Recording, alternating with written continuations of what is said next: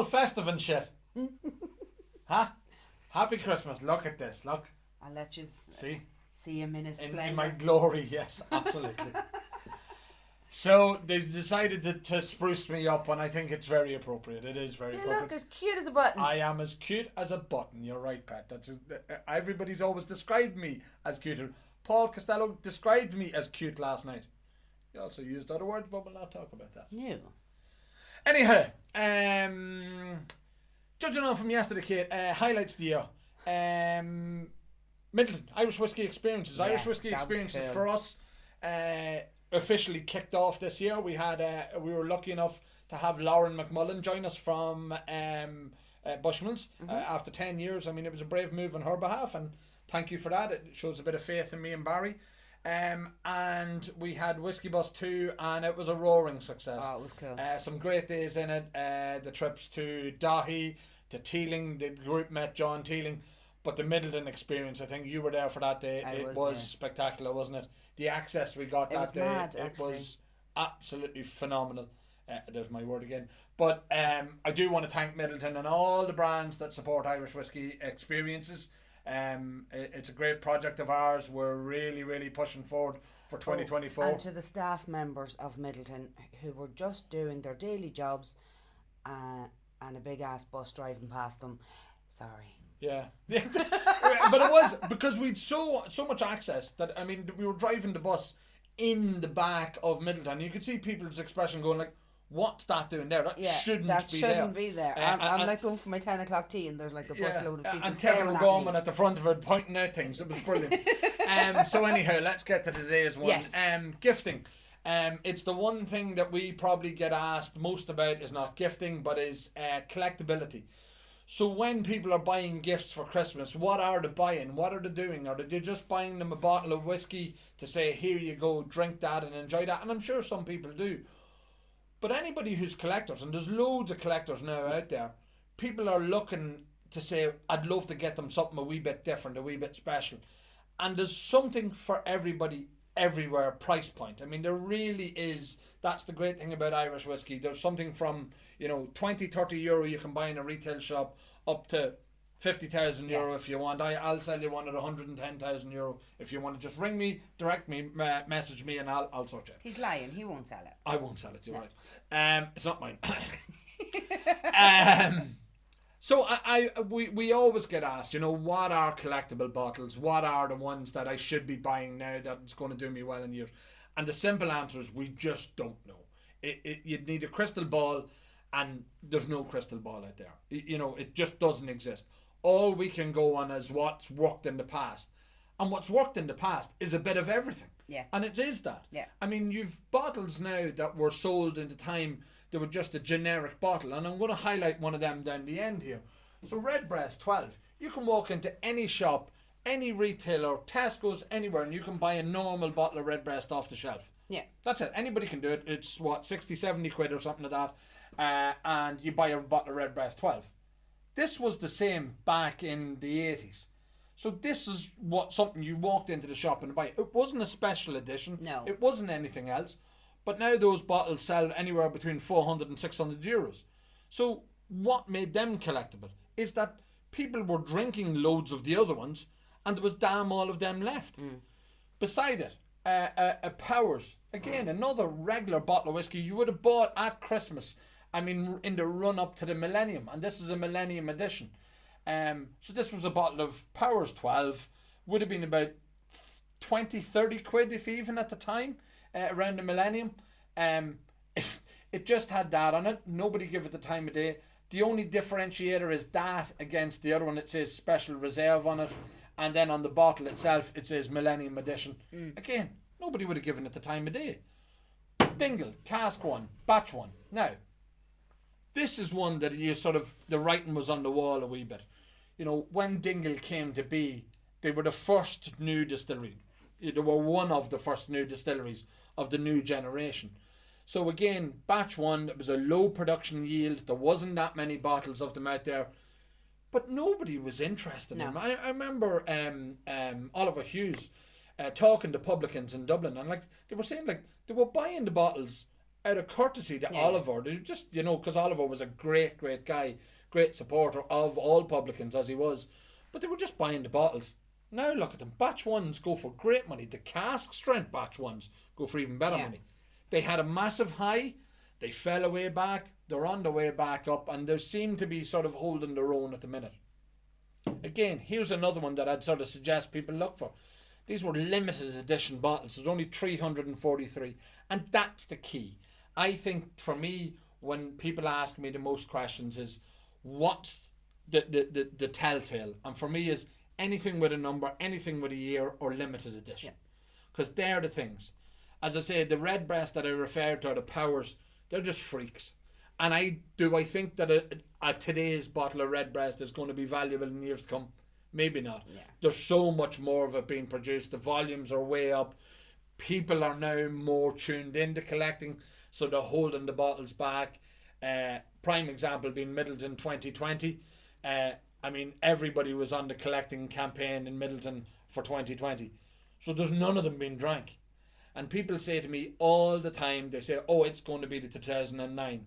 It's not. That's my thoughts every it's time. It's not. The reason being, it's not going to be rare because people aren't drinking it. Exactly. 09 at the time, people were drinking the bottles. It was being served in bars. Travel retail was open. Everything was open. So the bottles were being consumed and used, and there's less of them. Yes, there was less of them that year, but there's inevitably going to be less of them as they were being used. 2020, you know, there's figures out there of about 16,000 bottles. We don't know. Middleton never released those figures. But I would say 15,000 of them are still in boxes somewhere and squirreled away for people as an investment. And they're never going to be drank. So, you know, that's the ones. Would I buy a 2020 now? I probably still would. You know, yes, the prices are up in them and they're a big thing. But, you know, do I think there's more in it? Yeah, it's got a lot going for it. It was COVID. It was Brian Nation. It was, you know, there was so much going for it at the time that, you know, would I buy it now? I probably would. But here's one I'd definitely buy. 2020. Again, Writer's Tears. I've been talking about these. We had one of them in yesterday's video about the presentation. But I deliberately put this one up for the 2020 limited edition. There's only 1,500 bottles. Yeah. Their production numbers are really, really, really low. I mean, I think even this year's one, maximum of about 6,000, 7,000. They've never had any more than that in any one year. No, they haven't. But yet they're a great collectible thing. You can buy that year's bottle, I think, for about 150. This year's bottle, 2023, for about 150, 160 quid in retail. Yeah. That's a cheap bottle. That's a great gift. You know, if you were spending that much money, it's a great gift. It's got the year on it. It looks well. It's a nice presentation.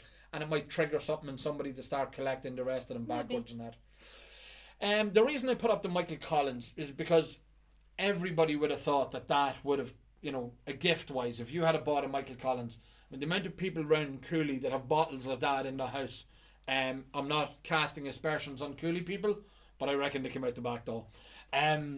But there's so many of them out there. The big guy, the big fella. It should have been a very valuable bottle, but they haven't been. I mean, what's more, you know, that spreads the word to America and all these places of Michael Collins. Everybody knows the name Michael Collins, but the whiskey just never really hit anything. You can still pick them up for fairly low money. Jameson, put that up for a very good reason.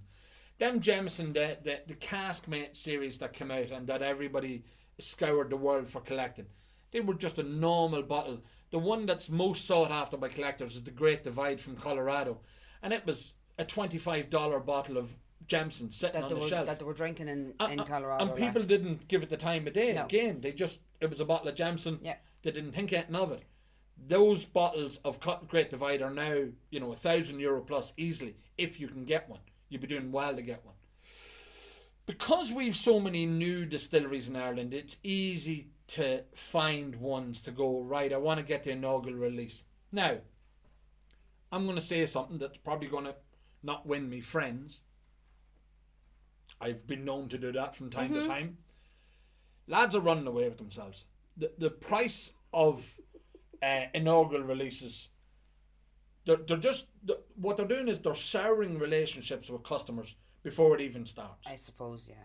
And I know that they value in their head they go, this is a great thing, this is a momentous thing, and everybody should want it. And I mean, I've seen some of the new brands recently come out with €500 and €600 for their first release, and you're just going, you're off the wall. Yeah. And the reason being is you're souring your relationships, because then from there on in, people are hardly going to give you the time of day. Because you've already slapped them in the face. Absolutely. You've already slapped them in the face. Yeah. That's exactly what it is. I know. And you people are going, that they're not a value proposition. They're not anything. If you were doing an inaugural thing, it should be at a price point that people are comfortable in paying and possibly comfortable in opening a bottle and tasting your liquid. Absolutely, because again, that's how you get the engagement. I mean, you want the people tasting it. That's what you want. You want the people buying into your brand and supporting your brand. But if your price is too high from the start, they're never going to buy it in the first place, and they're definitely never going to open it. Everybody's going to squirrel them away. Exactly. So you won't have the community, the whiskey community out there talking about your spirit. Exactly, because nobody's drank it, nobody can afford to drink it. And they'll be talking about you, but not in a positive way. No, you know, unfortunately. So really, really be careful with that, lads. And there's still a few brands to come with their inaugural release. I think Stephen Murphy, prime example. Stephen Murphy, great guy. He's been producing sourced whiskey, and he's now done his own one, and his first one, and he put it at a really affordable price point. Yeah. And I think everybody should go after that and support it. I mean, it's a really affordable. And like the thing is, yes, I get that you've got bills and overheads and staff and everything else, but that's no addition if your first bottle costs too much and nobody's buying it. Yep. So the stock's not shifting. Yep. Longevity. No, you're right. Absolutely, Katie. And we, you know, yes, you've had bills for 3 years or 4 years or 5 years. Yeah. But you don't claw it all back in the first release. No. No. So that's the thing. So that's my little rant over. But saying that, Ballykeefe was one of the first ones out there a wee while back as well with their inaugural release. I think this was a good price point. It was a bit dear. It was a bit heavy. But again, they done a lovely presentation on it, and it does look well. And you know, it is the part. There's only, I can't remember how many bottles of it, but that's bottle number 180. I think it was only 500 bottles, or it wasn't even, it might have been only 300 or something like that. It was a bit heavy at the time, but now when you look at it compared to some of the more recent ones, you go, Jesus, it was a bargain. Yeah. And that's always the thing. Do we look back now and look back at other bottles and go, Jesus, it was a bargain, should have bought it. 88 Middleton. I remember the first one we sold on its own, it went for 12,000. Yeah. And we look at it and go, if I had known then what I know now. I'll stick to my guns with Middleton. As much as they irritate me and annoy me, and I do question times things that they do, it's a great thing. And I think Bushmills missed the trick when they didn't come out with the annual release. The annual release is a clever marketing move, because people buy them. Yeah. People buy it for Christmas. They want to buy this year's Middleton, very rare, to give as a Christmas gift, 2023. They want to buy the years for kids' birth. They want to buy it for anniversaries, weddings. There's so many things out there that are ancillary, make ancillary collectors. They make collectors out of nobody, because then people go, oh, you know what you've got? It's worth a few pound. And they start collecting and collecting and collecting. And that's the thing that works. And that's what's driving that market. That's what has been driving that market. Yes, I suppose, and I don't mean to be big-headed, but before Irish whiskey auctions, there was very few places where people were buying and selling whiskies. Mm-hmm. Until it came into the public foreground with us, nobody knew that the bottles were valuable, really. There was the whiskey community knew, but nobody else, and it didn't get talking points. Now it's talking points. Now people say, look, you know how much that's worth, or whatever the case may be. Unfortunately, if you're like us and your kids are older, to buy the year that they were born is quite expensive. It is. So not really. They're expensive, Katie. They're getting a box of chocolates. That's it. We're not buying them bottles of whiskey. Okay, fine. We'll buy them a box of chocolates each, and a voucher for pennies, for 20 quid. And they can have lucky children. I'm telling you, generous is my middle name. So that's today's mix of rants, information, crack, whatever else you Dodgy want. And outfits. Dodgy outfits. That's not dodgy. That's fantastic. Excuse you. We'll see tomorrow's one.